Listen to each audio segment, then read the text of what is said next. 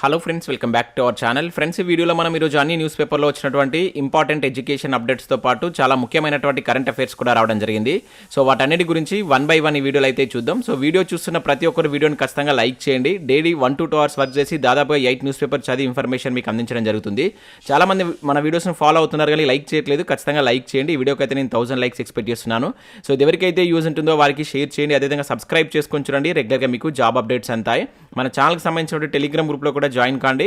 So దాంట్లో కూడా రెగ్యులర్గా జాబ్ అప్డేట్ షేర్ చేస్తున్నాను. మీకు చాలా యూజ్ ఉంటుంది. ఆ గ్రూప్లో కంపల్సరీ జాయిన్ కాండి.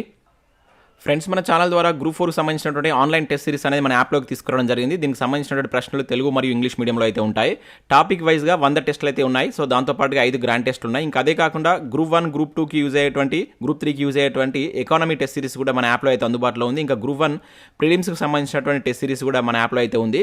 ఇంకా అవే కాకుండా ఇండివిజువల్గా తెలంగాణ కల్చర్కి సంబంధించి టాప్ 100 బిట్స్కి సంబంధించినటువంటి గ్రాండ్ టెస్ట్ కావచ్చు. దాంతోపాటుగా ప్రభుత్వ పథకాలకు సంబంధించిన గ్రాండ్ టెస్ట్ కూడా ఉంది. ఇంకా గ్రూప్ 2కి సంబంధించి కావచ్చు, ఆర్థమెటిక్కి సంబంధించిన ఫుల్ కోర్సెస్ అయితే ఉన్నాయి. ఇంకా కరెంట్ అఫైర్స్ పీడిఎఫ్ కూడా మీరు పర్ మంత్కి 20 రూపీస్ చొప్పున చెల్లించి పీడిఎఫ్ను డౌన్లోడ్ చేసుకుని ప్రింట్ తీసుకునే ఆప్షన్ కూడా ఇవ్వడం జరిగింది. ఇంకా ఇండివిజువల్గా ఇండియన్ పాలిటిక్స్ సంబంధించిన టెస్ట్ సిరీస్ కావచ్చు, అండ్ తెలంగాణ చరిత్ర, అండ్ అదేవిధంగా తెలంగాణ ఉద్యమ చరిత్ర, జనరల్ సైన్స్ సంబంధించిన టెస్ట్ సిరీస్ కూడా ఉన్నాయి. వీటికి సంబంధించినటువంటి శాంపిల్ టెస్ట్లు ఎక్కడ ఉంటాయి, రాసిన తర్వాత నస్తే కోర్స్ అయితే తీసుకోండి. ఫ్రెండ్స్, ఈరోజు న్యూస్ పేపర్లో వచ్చినటువంటి అప్డేట్స్ కనుక చూసినట్టయితే మనకు ఫస్ట్ అప్డేట్ వచ్చేసి ఎస్ఐ కానిస్టేబుల్ స్థాయి రాత పరీక్ష ఫలితాలు వెల్లడి అని చెప్పేసి ఇక్కడ ఈనా న్యూస్ పేపర్లో ఒక ఆర్టికల్ మనం చూడవచ్చు. 84% మంది ఉత్తీర్ణత. సో సమాధాన పత్రాల పునఃమూల్యాంకనానికి అవకాశం. సో ధ్రువపత్రాల పరిశీలన అనంతరం తుది మెరిట్ జాబితా ప్రకటిస్తామన్నటువంటి నియామక మండలి అని చెప్పేసి ఇక్కడ చూడవచ్చు. సో ఇక్కడ ఇన్ఫర్మేషన్ కనుక చూసినట్టయితే సో తెలంగాణ రాష్ట్ర స్థాయి పోలీస్ నియామక మండలి ఆధ్వర్యంలో నిర్వహించినటువంటి ఎస్ఐ కానిస్టేబుల్ స్థాయి తుది రాత పరీక్ష ఫలితాలు మంగళవారం విడుదలయ్యాయి. 84.06% మంది అభ్యర్థులు ఉత్తీర్ణత సాధించినట్లు మండలి వెల్లడించింది. సో మొత్తం 1,79,459 మంది అభ్యర్థులకు గాను సో 1,50,852 మంది అర్హులుగా నిలిచారు. సో అభ్యర్థుల సమాధాన పత్రాలు కావచ్చు, అదేవిధంగా ఓఎంఆర్ షీట్లను మండలి వెబ్సైట్లో వ్యక్తిగత లాగిన్లో అందుబాటులో ఉంచినట్లు మండలి చైర్మన్ వివి శ్రీనివాసరావు ప్రకటించారు. సో సమాధాన పత్రాల మూల్యాంకనంలో తప్పిదాలకు ఆస్కారం లేకుండా పటిష్ట విధానాన్ని అనుసరించినట్లు స్పష్టం చేశారు. ఆయన రీకౌంటింగ్ కావచ్చు, రీవెరిఫికేషన్ అవకాశం కల్పించారు. ఒక్కో సమాధాన పత్రాన్ని పునఃపరిశీలించేందుకు ఎస్సీ/ఎస్టీ అభ్యర్థులకైతే 2,000 చొప్పున, ఇతర అభ్యర్థులకు 3,000 చొప్పున చెల్లించవలసి ఉంటుందన్నారు. సో ఇందుకోసం జూన్ 1 నుంచి మనకు జూన్ 3 వరకు మీరు సో మండలి వెబ్సైట్లో వ్యక్తిగత లాగిన్ ద్వారా ఆన్లైన్లో రుసుము చెల్లించేటువంటి అవకాశాన్ని అయితే కల్పించామని పేర్కొన్నారు. ఒక్కో సమాధాన పత్రాన్ని పునఃమూల్యాంకనానికి ప్రత్యేకంగా దరఖాస్తు సమర్పించవలసి ఉంటుందని చెప్పేసి కూడా ఇక్కడ మనం చూడవచ్చు. సో దాంతోపాటు ఇక్కడ తుదిరాత పరీక్షలో అర్హత సాధించినటువంటి అభ్యర్థుల యొక్క ధృవపత్రాల పరిశీలన అనంతరమే తుది మెరిట్ జాబితా ప్రకటిస్తామని చెప్పేసి తెలిపారు. సో మనకు వీటికి సంబంధించి వీళ్ళ యొక్క సర్టిఫికేట్ వెరిఫికేషన్ తర్వాత మనకు ఫైనల్ మెరిట్ లిస్ట్ వస్తుందని చెప్పేసి ఇక్కడ మనకు చెప్పడం జరిగింది. దాంతోపాటుగా అభ్యర్థుల యొక్క దరఖాస్తు పత్రాల్లో ఇప్పటికీ ఏమైనా తప్పులు ఉన్నా కూడా ఆందోళన చెందవలసినటువంటి అవసరం లేదని, సో వాటిని సవరించుకునేందుకు ధృవపత్రాల పరిశీలన సమయంలో మరోసారి అవకాశం కల్పిస్తామని చెప్పేసి కూడా ప్రకటించినట్టు ఇక్కడ చూడవచ్చు.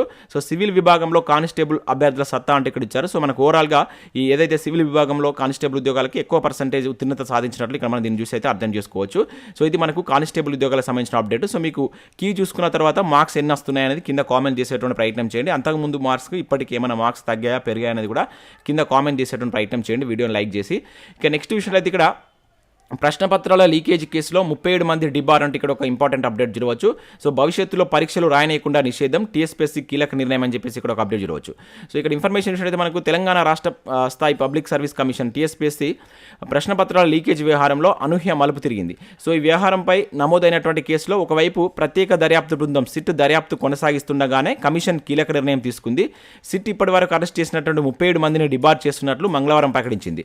తమ నోటిఫికేషన్లోని నిబంధనలను అనుసరించి లీకేజీ కేసులో ప్రమేయం ఉన్నటువంటి వారు భవిష్యత్తులో TSPSC పరీక్షలు రాయకుండా నిషేధం విధించింది. సో తదుపరి ఉత్తర్వులు వెలువడే వరకు ఈ నిషేధం అమల్లో ఉంటుందంటూ స్పష్టం చేసింది. సో ప్రశ్నపత్రాల లీకేజీ వ్యవహారంపై నమోదైనటువంటి క్రైమ్ నెంబర్లు 64/2023 కావచ్చు, 95/2023 ఆధారంగా దర్యాప్తు క్రమంలో ఆయా అభ్యర్థుల ప్రమేయం ఉన్నట్లు ప్రాథమిక ఆధారాలు లభించడంతో పాటు వారిని పోలీసులు అరెస్ట్ చేయడంతో ఈ నిర్ణయం తీసుకున్నట్లు ప్రకటించింది. సో ఈ నిర్ణయం విషయంలో ఆయా అభ్యర్థులు ఏమైనా చెప్పదలుచుకుంటే 2 రోజుల్లోగా తమను సంప్రదించి వివరాలు ఇవ్వాలని చెప్పేసి స్పష్టం చేసింది. సో TSPSC చరిత్రలో ఇలా మూకుమ్మడిగా డిబార్ చేయడం ఇదే తొలిసారంటే ఇక్కడ ఒక అప్డేట్ మనం సో TSPSC పేపర్ లీకేజ్ సంబంధించి అయితే చూడవచ్చు. దాంతోపాటుగా మరింత మంది కూడా ఉండేటువంటి అవకాశం అని చెప్పేసి ఇక్కడ ఇచ్చారు. సేమ్ అప్డేట్ మనకి ఈరోజు చాలా న్యూస్ పేపర్లో రావడం జరిగింది. ఇక్కడ మరొక న్యూస్ పేపర్లో కూడా చూడవచ్చు 37 మంది డిబార్ అని చెప్పేసి మనకు మన తెలంగాణ న్యూస్ పేపర్లో కూడా ఈ అప్డేట్ అయితే ఇచ్చారు.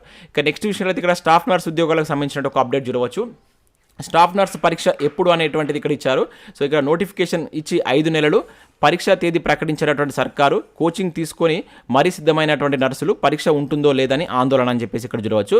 సో స్టాఫ్ నర్సు పోస్టుల రాత పరీక్షలు ఎప్పుడు జరుగుతాయో తెలియక అభ్యర్థులు ఆందోళన చెందుతున్నారు. సో పరీక్ష తేదీ కోసం నిరీక్షిస్తున్నారు. అసలు పరీక్ష ఉంటుందా లేక ఎన్నికల దాకా సాగదీస్తారా? ఒకవేళ పరీక్ష జరిగినా ఎన్నికల కోడ్ వస్తే ఫలితాలు నిలిచిపోయేటువంటి ప్రమాదం ఉందా అని అనుమానాలు వ్యక్తం చేస్తున్నారు. వైద్య ఆరోగ్య శాఖలో మనకు 5,204 స్టాఫ్ నర్స్ పోస్టులకు నోటిఫికేషన్ ఇచ్చి 5 నెలలు అవుతుంది. అయినా కూడా ప్రభుత్వం ఇప్పటి వరకు ఆ పరీక్షా తేదీని ఖరారు చేయలేదని చెప్పేసి ఇక్కడ ఒక ఆర్టికల్ అయితే రావడం జరిగింది. ఇప్పటి వరకు ఈ స్టాఫ్ నర్స్ ఉద్యోగాలకు సంబంధించినటువంటి ఎగ్జామ్ డేట్ అయితే డిక్లేర్ కాలేదు. సో ఎప్పుడు ఇస్తారు, యాక్చువల్గా ఎలక్షన్ ముందు ఉంటుందా ఎలక్షన్ తర్వాత ఉంటుందా అనేటువంటి ఆందోళనలో ఇక్కడ అభ్యర్థులు ఉన్నట్లుగా మనకు ఒక న్యూస్ అయితే చూడవచ్చు. ఇక నెక్స్ట్ విషయంలో అయితే ఇక్కడ మనకు సీటెట్కి సంబంధించి ఒక అప్డేట్ అయితే రావడం జరిగింది. సీటెట్కి అప్లై చేసుకున్న అభ్యర్థులకు ఇక్కడ ఎడిట్ ఆప్షన్స్ అవకాశం అయితే కల్పించడం జరిగింది. సో ఈ నెల 29 నుంచి నెక్స్ట్ మంత్ 2 వరకు మీరు మీ అప్లికేషన్లో ఏమైనా మిస్టేక్స్ ఉంటే ఎడిట్ చేసుకునే అవకాశం అయితే మనకి ఇక్కడ బోర్డు అయితే కల్పించడం జరిగింది. సో అప్లై చేసిన అభ్యర్థులు మీరు ఏమైనా మిస్టేక్ చేసినట్టయితే ఈ టైంలో మీ యొక్క అప్లికేషన్ ఫామ్ని అయితే ఎడిట్ అయితే చేసుకోండి. ఇంకా నెక్స్ట్ విషయంలో అయితే మనకి ఇక్కడ నోటిఫికేషన్లకు సంబంధించి DRDO నుంచి ఒక నోటిఫికేషన్ అయితే రిలీజ్ కావడం జరిగింది. సైంటిస్ట్ B ఉద్యోగాలకు సంబంధించి 181 వేకెన్సీస్ తోటి నోటిఫికేషన్ అయితే రిలీజ్ చేశారు. దీనిలో మనకు అన్రిజర్వ్డ్లో 73 వేకెన్సీస్ అయితే ఉన్నాయి. సో వీటికి సంబంధించి మీరు bachelor degree or engineering degree master degree ఉత్తీర్ణత సాధించిన అభ్యర్థులు వీటికి అప్లై చేసుకోవచ్చు. సో ఇక్కడ ఏజ్ చూసినట్లయితే 18 to 35 ఇయర్స్ మధ్య మీ ఏజ్ అనేది ఉండాలి. సో చాలా మంచి శాలరీస్ అయితే ఉన్నాయి. 1 lakh రూపీస్ వరకు అయితే శాలరీ ఉంది. దీనికి సంబంధించి మీకు గేట్ స్కోర్ను అనుసరించి స్క్రీనింగ్ టెస్ట్ అదేవిధంగా షార్ట్ లిస్టింగ్ చేసి జాబ్ అయితే ఇవ్వడం జరుగుతుంది. సో ఇంట్రెస్ట్ ఉన్నటువంటి క్యాండిడేట్స్ వీటికి సో ఇక్కడ ఉన్నటువంటి వెబ్సైట్కి వెళ్ళి చూసి అప్లై చేసుకునే ప్రయత్నం అయితే చేయండి. ఇక నెక్స్ట్ కనుక చూసినట్లయితే మనకు ఈనాడు ప్రతిభలో ఇక్కడ మనకు ఇండియన్ జాగ్రఫీకి సంబంధించి జనాభా వ్యాప్తి అనేటువంటి టాపిక్ పైన అయితే ఒక ఆర్టికల్ ఇచ్చారు. సో ఇక్కడ నేను స్క్రీన్ షాట్ తీస్తే ఇదంతా బ్లర్ అవుతుంది. మీరు డౌన్లోడ్ చేసుకుని ఒకసారి చూసేటువంటి ప్రయత్నం చేయండి. చాలా ఇంపార్టెంట్ టాపిక్ మనకు జనాభా పైన. ఇప్పుడు జరిగినటువంటి TSPSC ఎగ్జామ్లో చాలా ఎగ్జామ్స్లో మినిమం ఒక క్వశ్చన్ అయితే వస్తుంది. సో కంపల్సరీ ఆర్టికల్ని చూసేటువంటి ప్రయత్నం చేయండి. ఇంకా దాంతోపాటుగా సైన్స్ అండ్ టెక్నాలజీకి సంబంధించినటువంటి బిట్ బ్యాంక్ను కూడా ఇక్కడ ఒక 37 క్వశ్చన్స్ అయితే ఇవ్వడం జరిగింది. సో వీటిని కూడా ప్రాక్టీస్ చేసేటువంటి ప్రయత్నం అయితే చేయండి. సో ఇవి మనకు వివిధ న్యూస్ పేపర్లో వచ్చినటువంటి education updates. Next current affairs చూద్దాం. చాలా ముఖ్యమైనటువంటి కరెంట్ అఫైర్స్ అయితే రావడం జరిగింది. స్కిప్ చేయకుండా చూడండి, ఖచ్చితంగా లైక్ చేయండి. ఒకటే వీడియోలో మీకు education updates and current affairs కలిపి అందించడం జరుగుతుంది. ఖచ్చితంగా లైక్ చేసి మీ మిత్రులకైతే షేర్ చేయండి. సో ఇక్కడ మనం ఫస్ట్ కరెంట్ అఫైర్ కనుక చూసినట్లయితే ఢిల్లీలో బయటపడ్డ 2500 ఏళ్ల నాటి అవశేషాలని చెప్పేసి ఇక్కడ ఒక ఇంపార్టెంట్ కరెంట్ అఫైర్ని అయితే మనం చూడవచ్చు. సో దేశ రాజధాని ఢిల్లీలోని పురాణ కిల్లాలో భారత పురావస్తు శాఖ ఆధ్వర్యంలో చేపట్టినటువంటి తవ్వకాల్లో 2500 ఏళ్ల కిందటి ఆనవాళ్ళు అయితే వెలుగులోకి వచ్చాయి. సో మౌర్యుల కాలానికి ముందు తర్వాత 9 సాంస్కృతిక తరాలకు సంబంధించినటువంటి ఆనవాళ్ళు దొరికినట్లు కేంద్ర సాంస్కృతిక శాఖ మంత్రి కిషన్ రెడ్డి తెలిపారు. సో ఈ తవ్వకాలను కేంద్ర మంత్రి మంగళవారం పరిశీలించారు. సో అనంతరం ఆయన మాట్లాడుతూ సో పురాణ కిల్లా ప్రాంతంలో తవ్వకాలు జరుపుతున్నటువంటి చోటును ఇంద్రప్రస్థ స్థలంగా పేరుగాంచింది. సో ఇది ఈ పేరు గుర్తుంచుకోండి. స్థలం అని చెప్పేసి అడుగుతారు కనుక ఇంద్రప్రస్థ స్థలం అని చెప్పేసి గుర్తుంచుకోండి. సో ఇవి వచ్చేసి మనకు మౌర్యులకు మౌర్యుల కాలం తర్వాత మనకి ఎవరైతే శుంగులు కావచ్చు, కుషానులు, గుప్తుల తర్వాత ఉన్నటువంటి రాజపుతులు కావచ్చు, సుల్తానులు, మొఘలుల కాలం వరకు మొత్తం 9 తరాలకు ఆనవాళ్ళు లభించాయన్నారు. సో ఢిల్లీ రాజధాని ప్రాంతంలో జరిపినటువంటి తవ్వకాల్లో మౌర్యులకు ముందు కాలం నుంచి మొఘలుల వరకు చారిత్రక ఆనవాళ్ళు బహిర్గతమైనటువంటి ఏకైక ప్రాంతం ఇదేనని చెప్పేసి ఇక్కడ మనకు వెల్లడించడం జరిగింది. 2500 ఏళ్ల నాటి మానవ నివాసాల ప్రాంతాలు ఆ జీవన అస్తిత్వానికి సంబంధించినటువంటి ఆనవాళ్ళు ఇందులో స్పష్టంగా కనిపిస్తున్నాయని చెప్పేసి అభిప్రాయపడ్డారు. సో తవ్వకాలు జరిపినట్టు ఓ ప్రాంతం నుంచి ఇక్కడ మనకు 136 నాణ్యాలు, 35 ముద్రికలు అదేవిధంగా పరికరాలు లభించడం వల్ల ఈ ప్రాంతం ఒకప్పుడు వాణిజ్యానికి ముఖ్యమైనటువంటి కేంద్రంగా అర్థమవుతుందని చెప్పేసి ఇక్కడ ఇచ్చారు. సో ఇక్కడ మనం గుర్తుంచుకోవాల్సిందంటే ఇక్కడ మౌర్యుల కాలం నుంచి 9 ఏవైతే ఆ తర్వాత వచ్చినటువంటి 9 వంశాలకు సంబంధించి శుంగులు కావచ్చు, కుషానులు, గుప్తులకు సంబంధించినటువంటి చారిత్రక ఆనవాళ్ళు కూడా బయటపడ్డాయంట. చాలా ఇంపార్టెంట్ కరెంట్ అఫైర్స్. ఇవి అన్నిటి మీరు గుర్తుంచుకున్నటువంటి ప్రయత్నం చేయండి.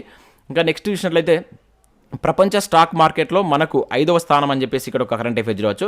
సో ప్రపంచంలో 5వ అతిపెద్ద స్టాక్ మార్కెట్గా భారత్ మళ్ళీ అవతరించింది. సో జనవరిలో ఈ స్థానాన్ని ఫ్రాన్స్కు మన దేశం కోల్పోయింది. సో విదేశీ మదుపర్ల కొనుగోళ్ల స్థిరంగా కొనసాగడం, దేశంలో ఆర్థిక స్థితిగతులు మెరుగుపడడంతో ఈ ఏడాది మార్చి 28 నుంచి భారత మార్కెట్లు మళ్ళీ దూసుకెళ్లాయి. సో ఫలితంగా మనకు భారతదేశం 5వ స్థానంలో నిలిచిందని చెప్పేసి ఇక్కడ ఇవ్వడం జరిగింది.